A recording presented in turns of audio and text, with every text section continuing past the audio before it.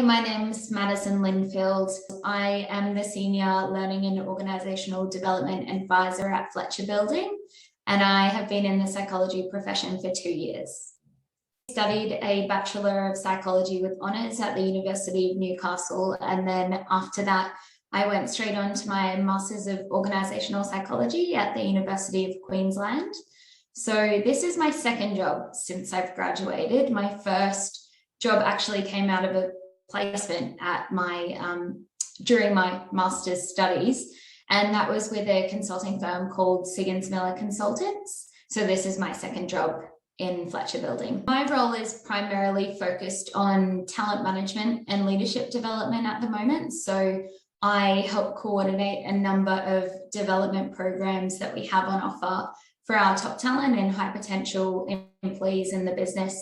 But my role is actually quite varied. So while that's my business as usual or main sort of work, I also work on a number of projects that are helping the business dependent on the direction the business is going in at the time. So at the moment, I'm actually doing quite a bit in the diversity and inclusion space, in particular, trying to increase the representation of females in our business. And in particular, because we work in construction, there is quite a low percentage of female employees and female leaders. So really working on a lot of actions at the moment to boost that up. I really enjoy the variety, I think, in my current role, because it's not often that you find a role that's learning as well as organizational development. So I feel in my role, I get a really broad scope of different projects and tasks that I get to be involved in. But I also feel like the work that I'm doing is meaningful. So I'm having quite an impact on the work lives and overall lives of the employees in the business and trying to help them be their happiest and best selves at work. Elements of the current role that are, I guess, less enticing than others. And I think a lot of those sort of sit around the HR or administrative functions. So being a senior learning and organizational development advisor, a lot of the HR team come to you for advice and support around different things. So there is a bit of time in my role where I'm chasing information or following up certain things or finding different documents to provide to people, and it does take away from those more exciting or engaging projects that I work on.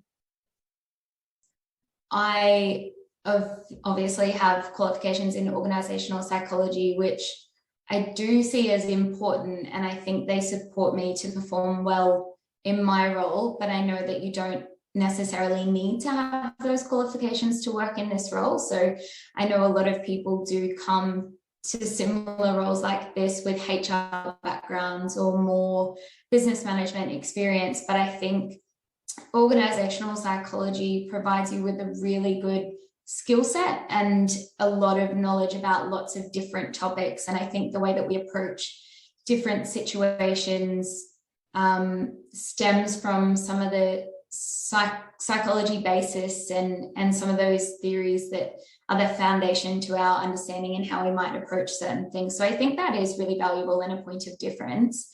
And I also think the key thing that organizational psychology brings is that knowledge of data and evidence-based practice.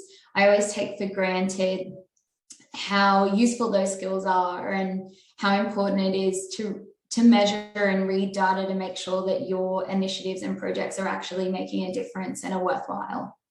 You don't realize how much of it, like how different it is than the training and knowledge that we have, because I almost assume that everyone knows how to read and interpret data, but they really don't. You know, they can measure it and see, okay, we can see this thing's improved, but I think that the different thing that we bring is, okay, what does that actually mean?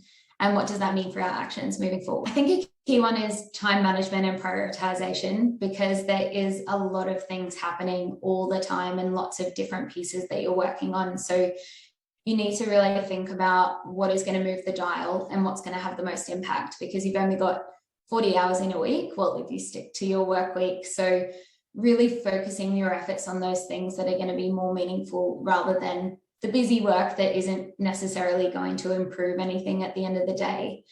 I also think a really key thing that I bring to the role and my approach to work, which I've received pretty good feedback about in the past, is my willingness to learn. So I really do just try and take any opportunity that comes along, and even if it's something that scares me and I haven't done it before, I really do love to just jump in, and might be a bit uncomfortable or awkward at first, but that's where you get to grow and learn, and that helps you put some more tools in your toolbox. I think the key thing to maximize success is really just thinking about who are your customers or stakeholders at the end of the day, and really getting a good gauge of what they actually need. So yes, it's okay to, think something is evidence-based and go with that and roll out an initiative. It might not always land because it's not actually filling the need, or it's not what people actually want. So I think it is really important to take that time in the beginning to actually do a bit of investigation and find out what's the root cause, not just the symptoms, but what's the real deep down issue, and then how can you best tackle that to meet the needs of the people who are receiving the intervention at the end of the day. I don't work in a clinical space at all, but there are still a lot of skills and instances where you can sort of bring that into org psych even. So I know we sort of deliver a lot of webinars, and we're doing a lot of interventions at the moment in the mental health and wellbeing space. So yes, we sort of sit like above the line, and when people fall below the line, we refer them on to clinical psychs. You still do get a chance to influence those sorts of outcomes, I think.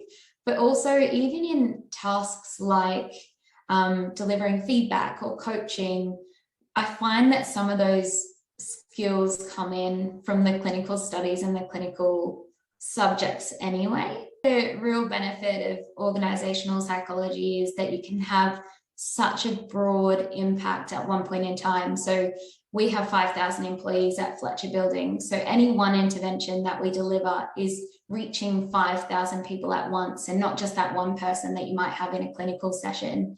And the other thing that I really love about org psych is that so many people spend so much of their time at work. So if you can make a significant difference to their work life, imagine what overall difference that would make to their whole life.